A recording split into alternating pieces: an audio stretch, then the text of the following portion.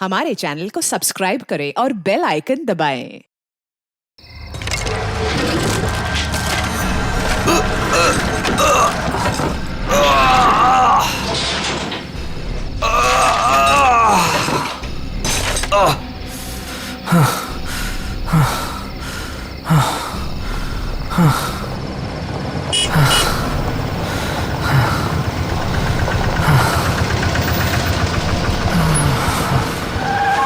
क्या हुआ भाई?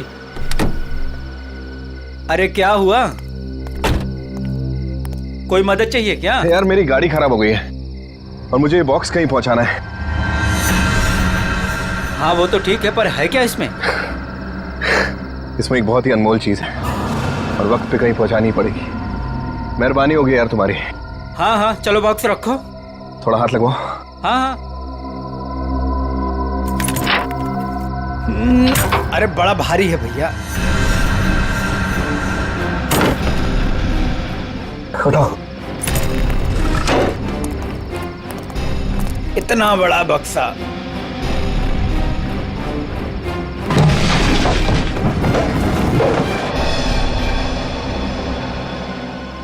ये एड्रेस है, इस बक्से को इस जगह छोड़ देना। क्या मतलब है? आप नहीं आ रहे हो? एक मिनट, ये कुछ पैसे रखो, इसे सही जगह पहुंचाओ। बक्सा उतारिए। हाँ? मैंने कहा ना बक्सा उतारिए। अरे मुझे नहीं करनी है आपकी मदद। अरे बेवकूफ समझा आपने? हाँ, बक्से में क्या है क्या नहीं है। तुम ये सब रखो यार, लेकिन टाइम पे बक्सा जिस एड्रेस पे बोला है वहां पहुंचा देना। हाँ देखिए मेरी एक शर्त है, बक्सा खोल के देखूंगा मैं। अरे यार। क्या है क्या नहीं है इसमें। सुन मेरी बात सुन, मेरी नौकरी चली जाएगी, इसे मैं नहीं खोल सकता। बस पास में ही तो जाना है, प्लीज लेके जाओ ना यार। ठीक है भाई, भरोसा करता हूं मैं। इंसान इंसान के ही काम आता है।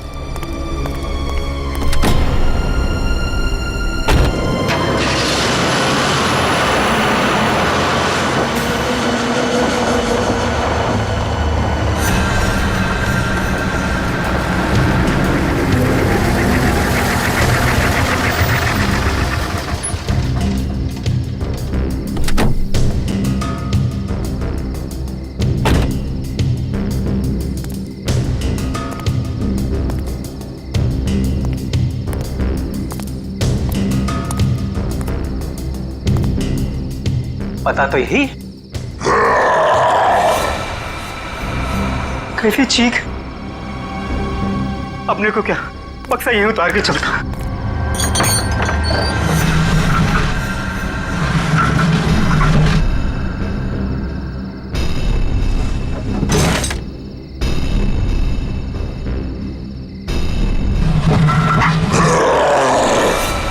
बक्से में से चीख! हे भगवान!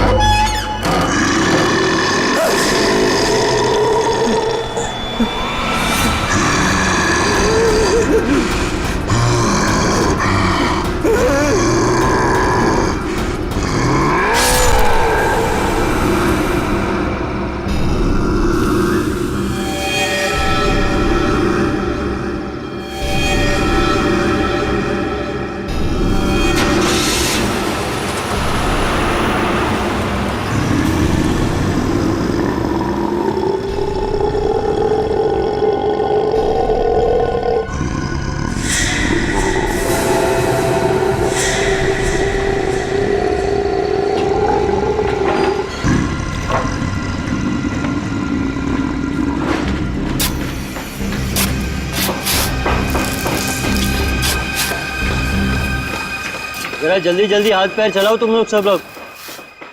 15 दिन में ये बिल्डिंग पूरी करके देनी है हमें, वक्त नहीं है हमारे पास। और सोनू, तू इतना सुस्त क्यों है? खाना वाना नहीं खाता क्या? चल जल्दी काम कर। कौन है वहां पे? मैंने पूछा कौन है वहां पे? अभी तो बिल्डिंग का काम भी खत्म नहीं हुआ है और अभी से बिल्डिंग टूटने लगी। सोनू जरा देख तो।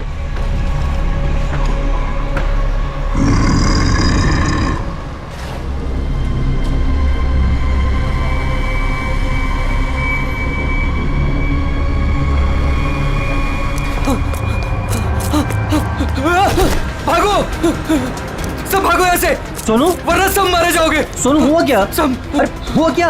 किस चीज की आवाज थी? और ये चेहरे पर निशान कैसा है? पट्टियों वाला मुर्दा। मुर्दा? मुर्दा उर्दा कुछ नहीं होता है, ये जरूर कोई चोर और घुसाया होगा। एक काम करो, सब लोग मेरे साथ चलो, चलिए मेरे साथ।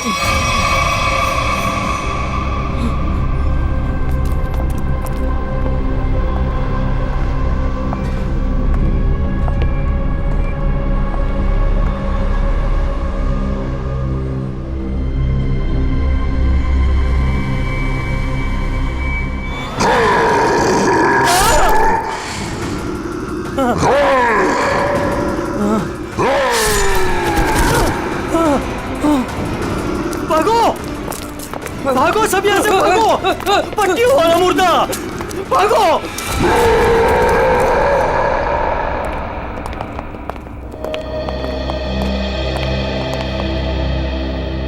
सर, मैंने और मजदूरों ने मिलकर एक फैसला किया है।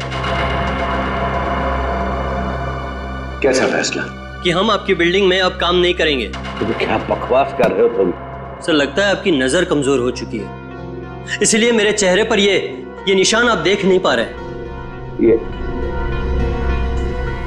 हाँ, शराब पी के झगड़ा किया होगा। सर, ये उस आत्मा की देन है जो आपकी बिल्डिंग में है। आत्मा? क्या बकवास कर रहे हो तुम? हाँ? मैं जानता था कि आप मेरी बातों पर विश्वास नहीं करेंगे, इसलिए मैं साथ में सोनू को भी लाया हूं। सोनू,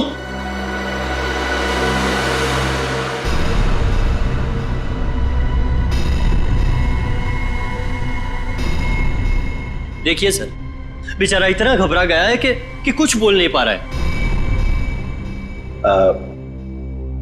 सोनू,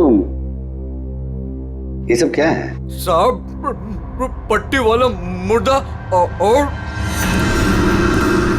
कौन है इधर? कौन है? कौन है उधर?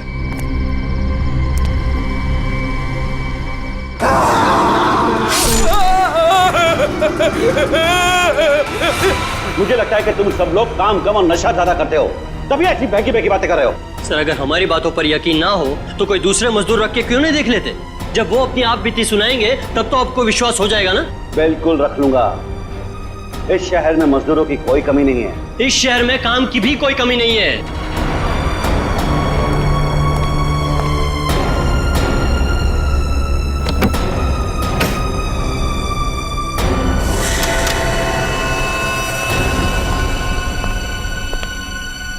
ये तुम्हारा आज तक का हिसाब। और एक बात याद रखना कि इस बिल्डिंग पर मेरे और मेरे इन्वेस्टर्स के करोड़ों रुपए लगे हैं। अगर तूने बाहर जाकर इस बिल्डिंग के बारे में कोई बकवास की या कोई झूठी अफवाह भी फैलाई तो फिर मुझसे बुरा कोई नहीं होगा। दिनेश, पैसे कोई पेड़ पे नहीं उगते, समझे? हाँ, और हम तुम्हारे फाइनेंसर हैं, कोई एटीएम मशीन नहीं कि जब दिल में चाहा कार्ड डाला और पैसे ले लिए। देखिए, आप लोग बेवजह भड़क रहे हैं। बेवजह? तुमने कमिटमेंट किया था, अब तक बिल्डिंग तैयार हो जाएगी, क्या हुआ? हाँ चंदू, मैं बिरयानी बना रहा हूँ, कोई 2 मिनट में बनने वाला बर्गर नहीं। जब आप लोग बिल्डिंग की क्वालिटी देखेंगे तो आप लोगों को खुद ब खुद ये एहसास हो जाएगा कि आप लोगों का पैसा बिल्कुल सही जगह लगा है। हाँ, पता चल रहा है कि इन्वेस्टमेंट कहाँ पर हो रहा है। वैसे काफी अच्छी पार्टी थी आपने अपने शादी के सालगिरह की।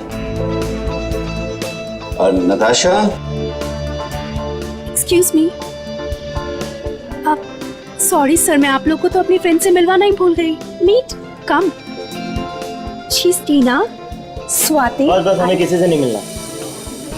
दिनेश, इस बार अगर तुमने जबान पलटी ना, 15 दिन मतलब 15 दिन, दैट फाइनल। हाँ हाँ, 15 दिन पक्का। और हाँ, 15 दिन से ज्यादा हुआ ना तो तुम्हारा घर और भाभी जी के गहने बेच करके अपने पैसे हम लोग वसूल लेंगे, समझा? अरे पक्का कहाँ? दिनेश सुनो ना। एक्सक्यूज मी, आपकी भाभी बुला रही है मन से। Excuse me. जल्दी आइए ना। क्या है? दिनेश देखिए ना, मार्केट में नया हार आया है, आप कभी लेकर देंगे मुझे ये? बस हार और गहने, इन चीजों के अलावा तुम्हारे लिए और कोई चीजें इंपॉर्टेंट है ही नहीं। पति जिए या मरे तुम्हें कोई फर्क नहीं पड़ता। मन तो करता है कि तुम्हारा गला दबा दूं। क्या बात है पापा, आप मम्मी पर इस तरह से क्यों चीख रहे हैं?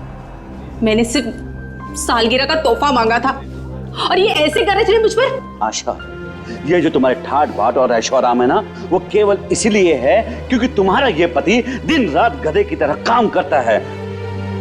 पापा, अगर आपके पास इतना ही पैसा है ना तो थोड़ा हम पर भी खर्च कर दो प्लीज। पहले तो आपने फ्लैट देने के लिए भी मना कर दिया, और अब जब मम्मी ने आपसे एक छोटा सा हार मांगा तो उसमें भी आपको दिक्कत है। तुम दोनों नालायक बच्चों को तो मैं कुछ दूंगा नहीं, और तुम लोग मेरे घर में रहते हो, इसी बात से खुश रहो।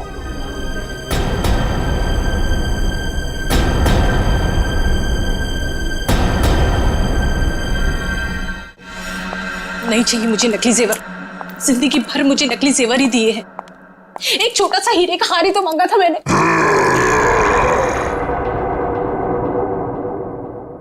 कौन कौन है वहां? कौन है वहां? कौन है वहां?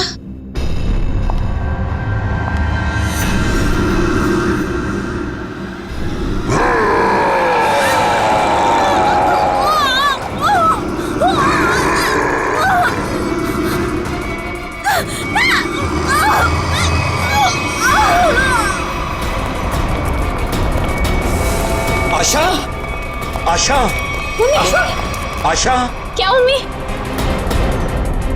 आशा, एक सांस। क्या हुआ मम्मी को? ये तो मर गई।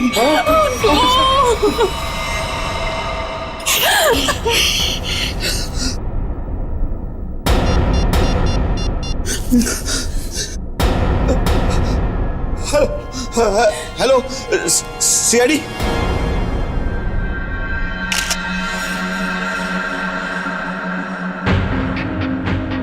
ये निशान देखा गले पे? हाँ सर, लगता है काफी जोर से गला दबाया खूनी ने। ये जो नेकलेस है ना, इससे पकड़ के घसीटा है, तभी निशान इतने गहरे हैं। शायद बिग पाइप के टूट जाने से मौत हो गई इनकी। सर,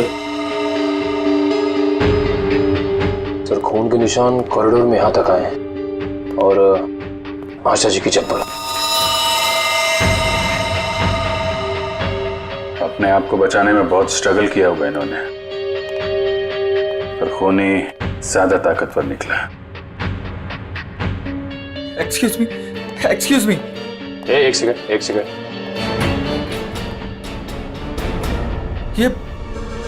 ये सब कैसे हो गया सुलेखा? आज तो इतना शुभ दिन था, शादी के सालगिरह वाले दिन। आपकी तारीफ?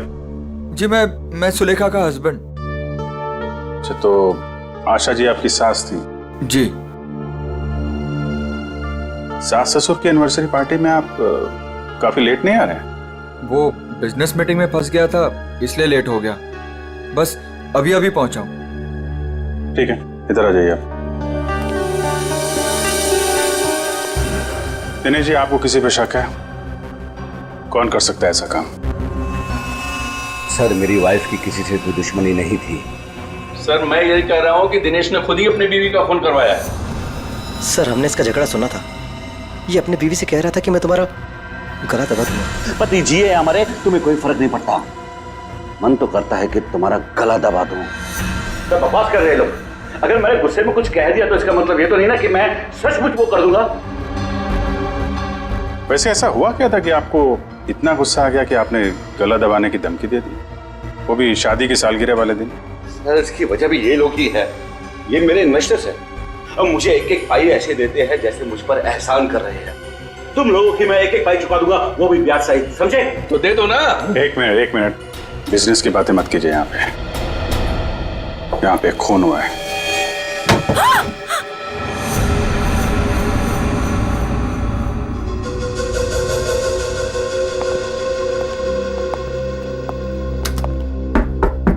कौन है अंदर? दरवाजा खोलो।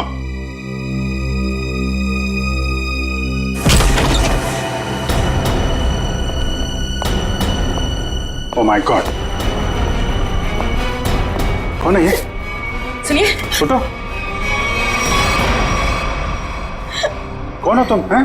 और यहाँ क्यों चुप के बैठी हो? मुर्दा पट्टियों वाला मार डालेगा।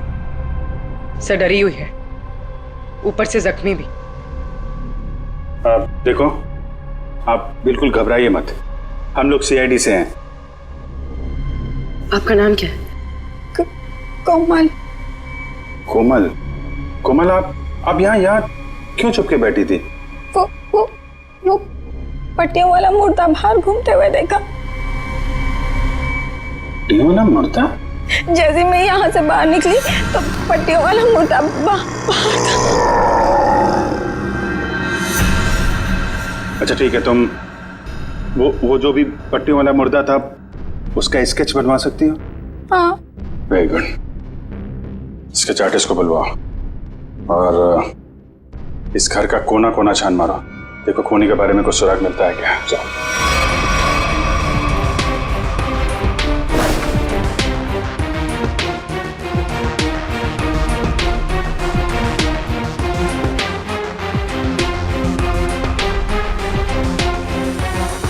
सर, सर ये पट्टी मिली है। क्या? यहाँ पर कोमल ने देखा पट्टी वाला मुर्दा और यहाँ पे पट्टी का टुकड़ा मिला। सर, स्केच तैयार है।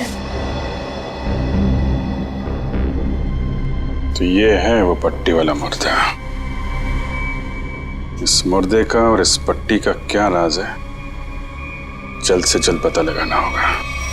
गले का हार बेचारी का फांसी का फंदा बन गया। जैसे ही खूनी ने हार खींचा, बेचारी कुछ नहीं कर पाई। सर वो आदमी गले का हार छीनने के लिए आया था, ऐसा लगता नहीं?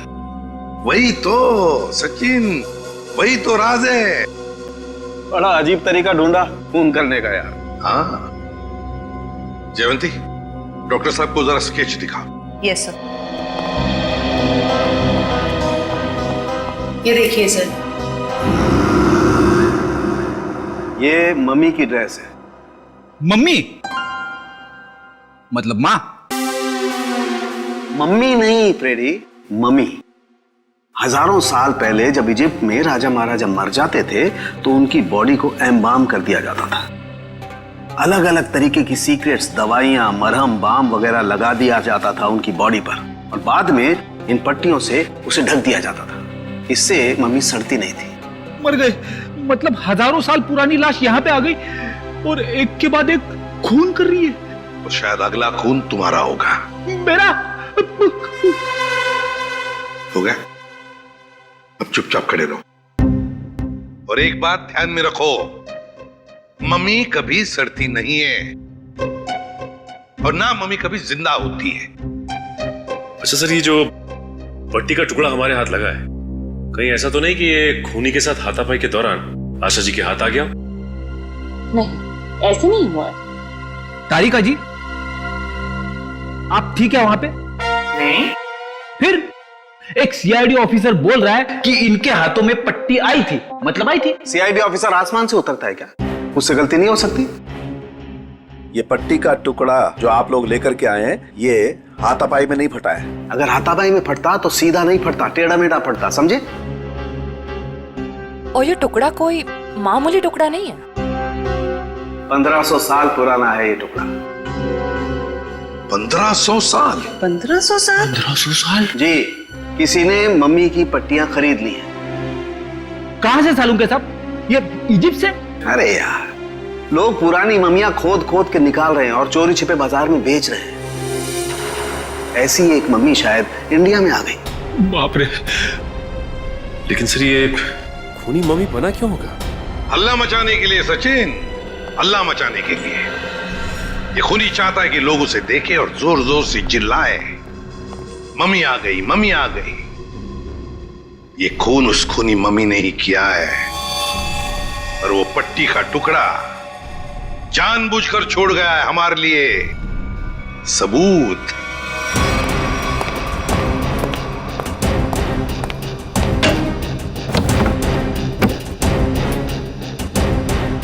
आज तो मैं इस मम्मी का काम तमाम कर दूंगा।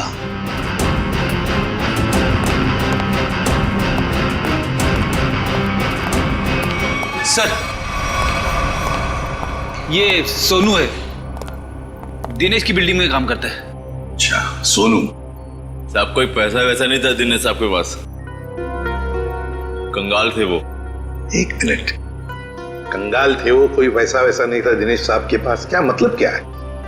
नहीं साहब, वो तो सर से लेकर पांव तक कर्ज में डूबे हुए थे, और उस बिल्डिंग की वजह से। और जब से उस पट्टी वाले मुर्दे ने हम लोगों पे हमला किया है, उस बिल्डिंग का काम भी बंद पड़ा हुआ है। पट्टी वाले खूनी ने तुम पर हमला किया? तुम पर? सर, कहीं ये वही तो नहीं जिसने आशा जी का भी खून किया? हो सकता है, बिल्कुल हो सकता है। वैसे वो पट्टी वाला खूनी दिखता कैसे है? सर, पट्टियों में लिपटा हुआ, एकदम सड़ा सा मुंह, चेहरे पे खून लगा हुआ था जैसे उसको कोई चोट लगी हो। मतलब उसकी सर आवाज भी बहुत अजीब सी थी, उसकी सर आवाज भी।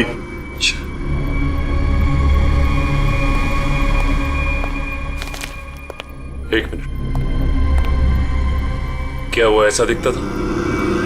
हाँ साहब, ये तो था वो। चलो ठीक है, तुम जा सकते हो। अगर जरूरत पड़ी तो हम तुम्हें फिर से बुला लेंगे।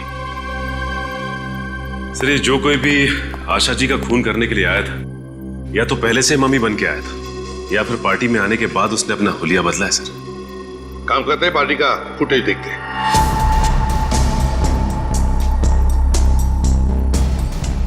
एक मिनट, पॉज करो। ये देखो, ये है ना महेश, आशा जी की बेटी सुलेखा का पति महेश। हाँ सर, लेकिन ये तो कह रहा था कि आशा जी की मौत के बाद आया था ये पार्टी में। झूठ बोला हमसे, वो झूठ बोला। जयवंती सर, फोन करके बुला लो उसे अभी, इसी वक्त।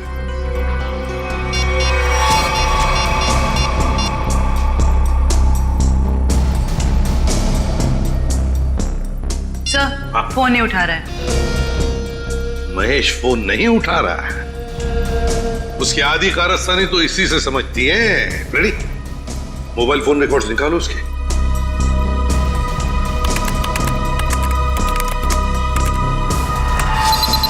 सर, ये रहे महेश के फोन कॉल रिकॉर्ड्स। 40 बार फोन किया है एक ही नंबर पे, और ये नंबर तो उसके सासू माँ का है। सर, सासू माँ से इतना ज्यादा लगा? इस महेश से मिलना पड़ेगा। महेश, एक्सक्यूज मी,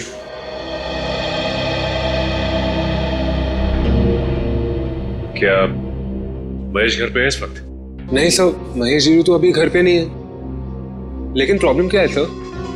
देखिए, महेश ने हम सबसे झूठ बोला। जब आपकी मां का खून हुआ, उससे पहले ही महेश वहां मौजूद था। आपका मतलब है मेरे पति ने खून किया है? देखिए, हमें उस पर शक है। लेकिन सर वो ऐसा क्यों करेंगे? पैसों के लिए, पैसों के लिए किया होगा उसने। सब पैसों के लिए? लेकिन सारा पैसा तो डैडी के पास है, उन्होंने आज तक माँ को कभी कुछ नहीं दिया।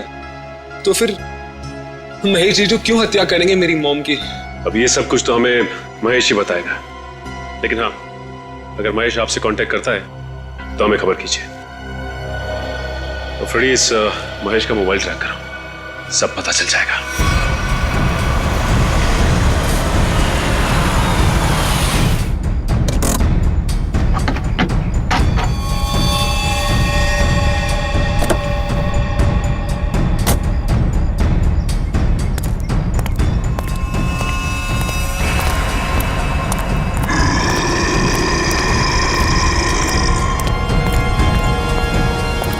आज ये पट्टियों वाला मुर्दा मिल जाए बस।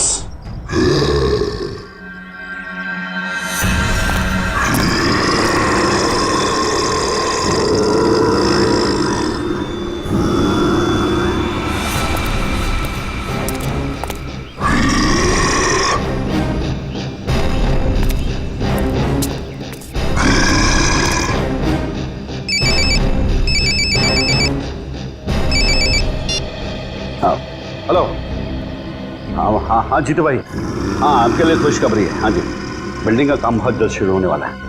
कोई मजदूर वहाँ काम करने को तैयार नहीं है। क्या तुम वहाँ का सारा काम खुद करोगे? नहीं जीतू भाई, मैं उस वजह को ही खत्म कर दूंगा जिसके कारण सारे मजदूर डरे हुए हैं। आज उस पट्टी वाले मुद्दे का दी एंड है। मैं आपको बाद में फोन करता हूँ।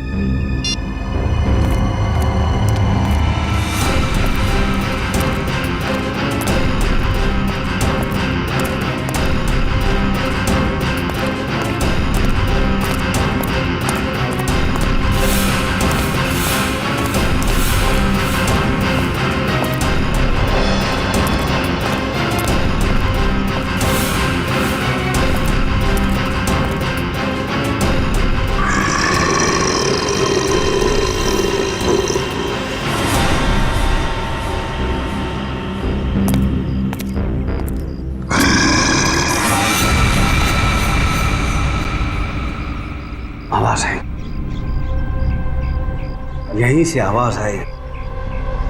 पट्टियों वाले मुर्दे, आज तू बचेगा नहीं, आज तुझे छोड़ूंगा नहीं मैं। गोली मत चलाना। तो तू ही ये सब कुछ कर रहा है और तूने ही आशा को भी मारा। नहीं, मैं ऐसा क्यों करूंगा? मैंने नहीं मारा। तू यहाँ क्या कर रहा है? मैं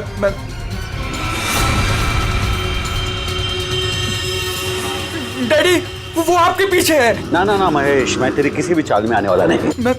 मैं सच कह रहा हूँ, वो पट्टी वाला मुर्दा आपके पीछे ही है।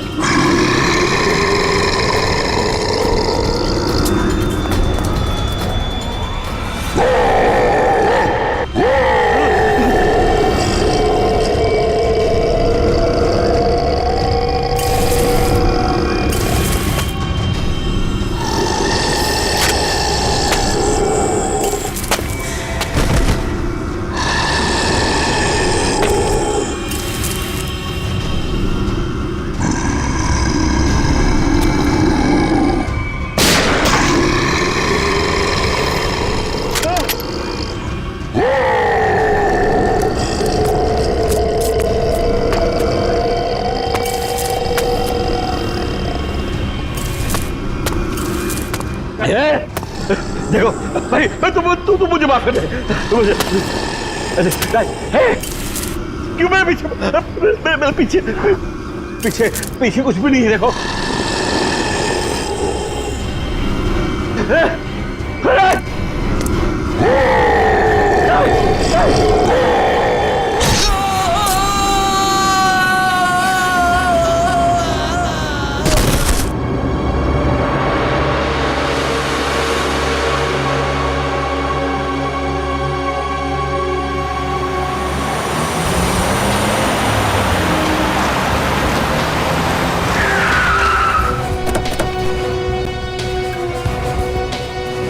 सर, मोबाइल कंपनी वालों से पता चला है कि ये दिनेश का मोबाइल भी यहीं पे है। इससे पहले महेश दिनेश को नुकसान पहुंचाए, हमें उसे बचाना होगा।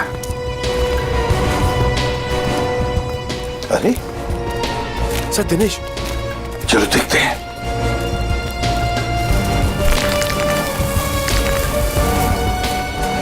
माय गॉड, ये तो जिंदा है। सर जल्दी से एम्बुलेंस बुला, जल्दी। फ्रेडी, जयवंती, देखो आसपास। Yes sir.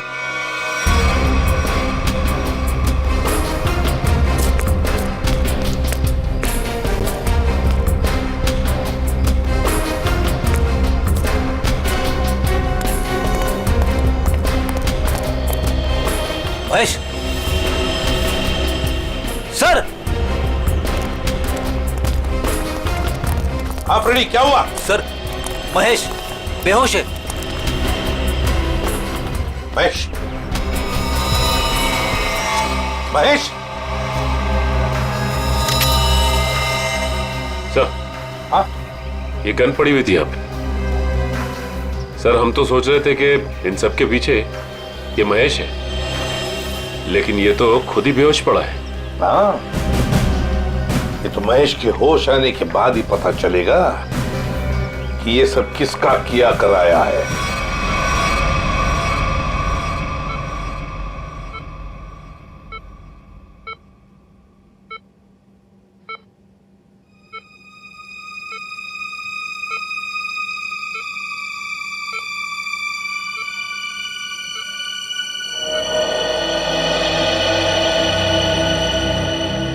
डॉक्टर साहब, अब कैसी तबीयत है मेरे पापा की?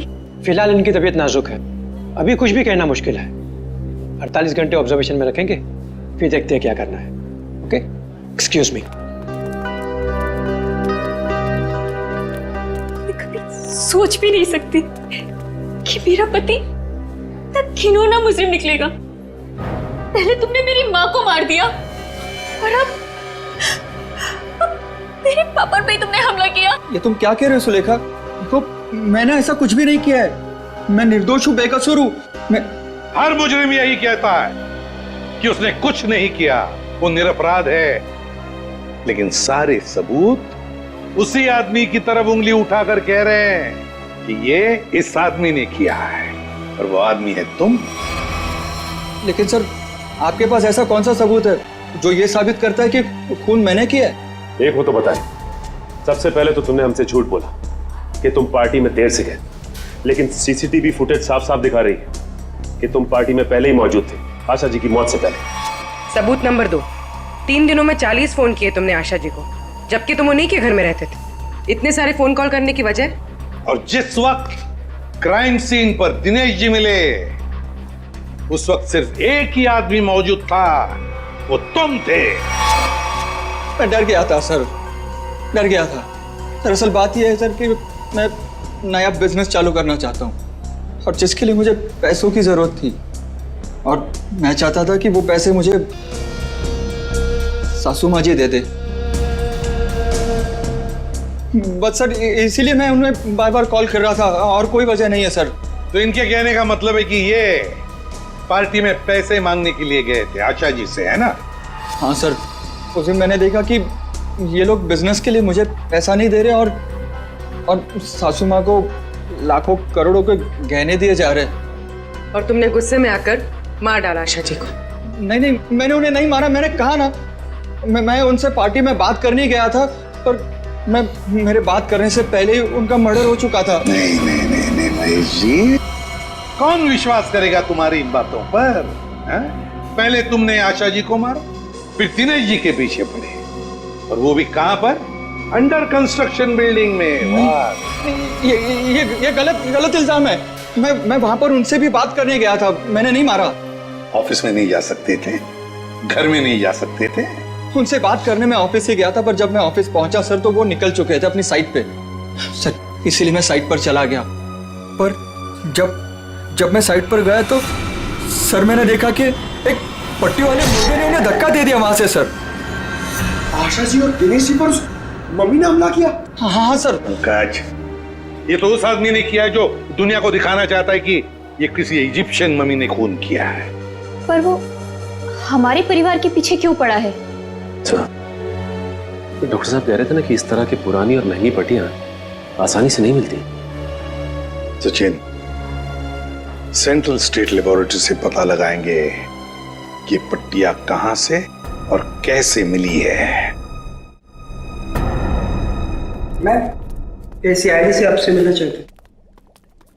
डॉक्टर चारू, आप ही? हाँ, मैंने ही आपको फोन किया था। डॉक्टर चारू, इस पट्टी को पहचानती हैं? ओह माय गॉड, ये पट्टी आपको कहाँ से मिली? ये पट्टी तो हमारी लैब से चुराई गई थी। इस सिलसिले में एक डॉक्टर को काम से भी निकाल दिया गया। आइए।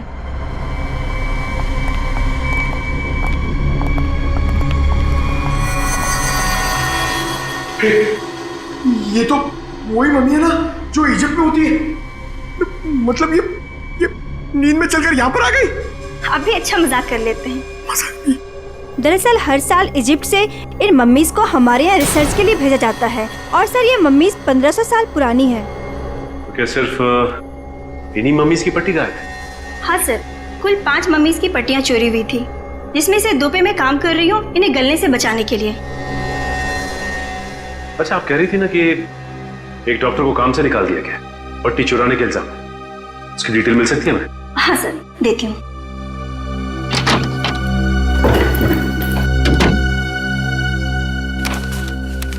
ये है सर मिस्टर ज्ञान, इन्हें काम से निकाल दिया गया। इन्होंने पट्टियां चोरी की या नहीं ये तो मालूम नहीं, लेकिन इन मम्मीज की देखरेख यही करते थे।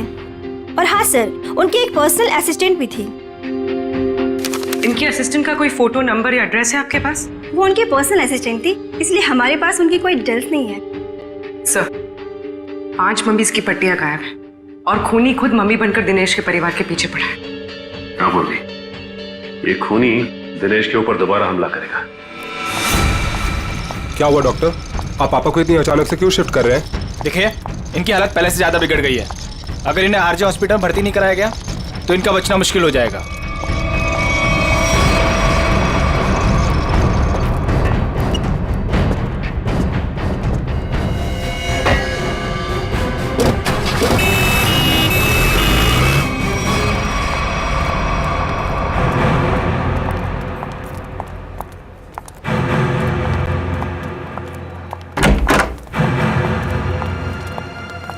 दिनेश जी तो कहीं दिखाई नहीं दे रहे हमें। वही तो, चलो देखते। अरे डॉक्टर साहब। हाँ जी, ये पेशेंट मिस्टर दिनेश कहाँ है? हाँ जी, उनको तो डिस्चार्ज दे दिया है। क्या मतलब तबीयत सुधर गई थी उनकी? नहीं, तबीयत तो नाजुक ही थी, पर उनके परिवार वालों को शायद भरोसा नहीं था कि उनका यहाँ अच्छा इलाज होगा।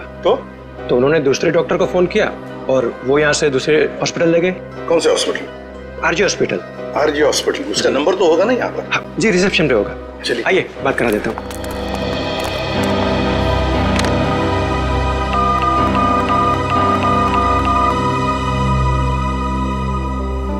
Hello, RG hospital. देखिए, मैं एसीपी प्रद्युमन बोल रहा हूँ, सीआईडी से। आपके हॉस्पिटल में अभी अभी एक पेशेंट एडमिट हुआ है। दिनेश नाम है उनका। नहीं हुआ है?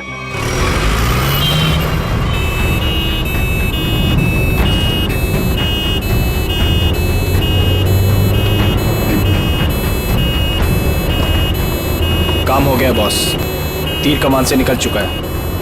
आप निशाना तैयार रखो।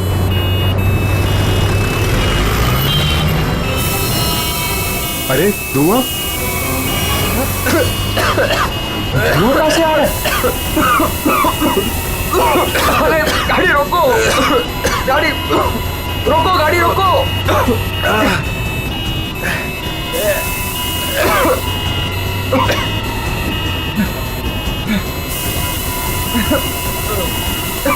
धुआं बढ़ते ही जा रहा है ये।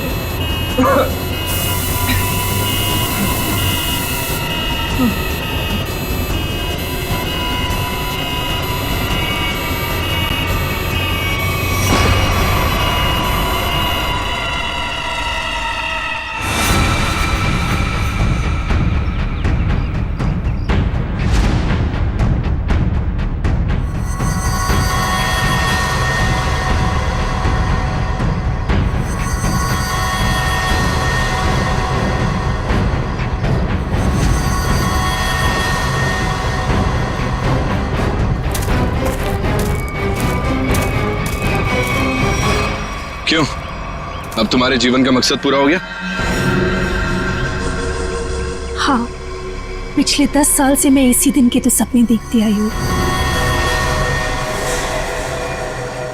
और देखो, आज मेरा सपना पूरा हो गया। नहीं, सीआईडी के रहते अपराधियों के सपने कभी पूरे नहीं होते। सीआईडी? क्यों डॉक्टर ज्ञान? पेशा डॉक्टर का और काम एक अपराधी का। अबे देख क्या रहे हो? उड़ाओ सीआईडी वालों को।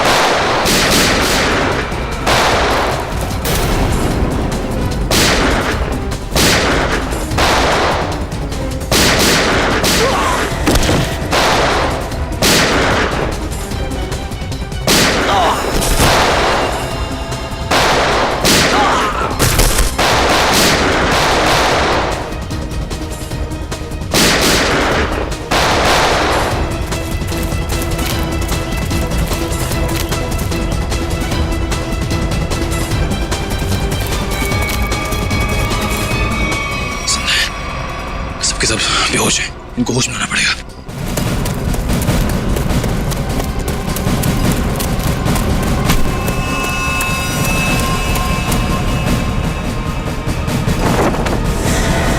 तुम जिंदा लोगों को मम्मीफाई करी थी ना? मैं तुम्हें सिखाती हूँ मम्मीफिकेशन किसे कहते हैं। अपराधियों को मम्मीज बनाने का काम हम करते हैं। मैं दिनेश की सेक्रेटरी सिर्फ इसलिए बनी ताकि इससे अपने भाई के मौत का बदला ले सकूं, और इसलिए मैंने मम्मी बनकर इसकी बिल्डिंग में काम करने वाले लोगों पर हमला किया ताकि मम्मी की अफवाह फैल जाए। तुम कुणाल की बहन हो? नाम मत लो अपनी गंदी जबान से मेरे भाई का। एक वक्त था जब वो तुम्हारा सबसे करीबी दोस्त था, और तुमने क्या किया? दोनों साथ गए थे ना विदेश पैसा कमाने के लिए। सर, इसको सहयोग से एक मम्मी मिली,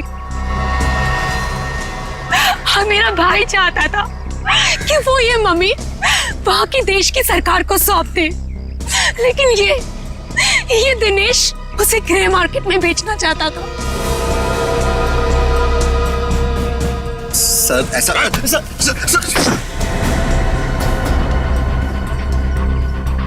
जब कुणाल ने कहा कि वो पुलिस के पास जाएगा तो मैंने उसे मारकर जमीन में गाड़ दिया और मम्मी बेचकर अमीर बन गया। वाह, बहुत अच्छा काम किया तुमने। पैसों के लालच में तुमने दोस्ती को जमीन में गाड़ दिया। मुझसे गलती हो गई सर, मुझे माफ कर दीजिए आप। अब ये तो समझ में आ गया कि तुमने नताशा को नौकरी पे इसलिए रखा क्योंकि तुमने कुणाल की बहन को देखा नहीं था। अगर ये बात समझ में नहीं आई कि डॉक्टर ज्ञान इस सब में तुमने इसका साथ कैसे दिया? मैंने ये सब पैसे के लिए किया। पैसों के लिए अपराध के दलदल में कूद गए तुम। और नताशा, तुम्हें पता कैसे चला कि तुम्हारे भाई का खून इस दिनेश ने किया? जब कई दिनों तक भैया की विदेश से कोई खबर नहीं आई तो मैं उनका पता लेने के लिए इसके घर गई थी, और वहां मैंने सुना कि अपनी बीवी को बता रहा था कि किस तरह इसने मेरे भाई का खून कर दिया और उसे जमीन में गाड़ दिया। आशा ये सब पहले से जानती थी, और इसलिए मुझे उसको मारने का कोई पछतावा नहीं है। पछतावा होगा, तुम सबको बहुत पछतावा होगा जब कानून तुम्हें कड़ी से कड़ी सजा सुनाएगा, शायद फांसी।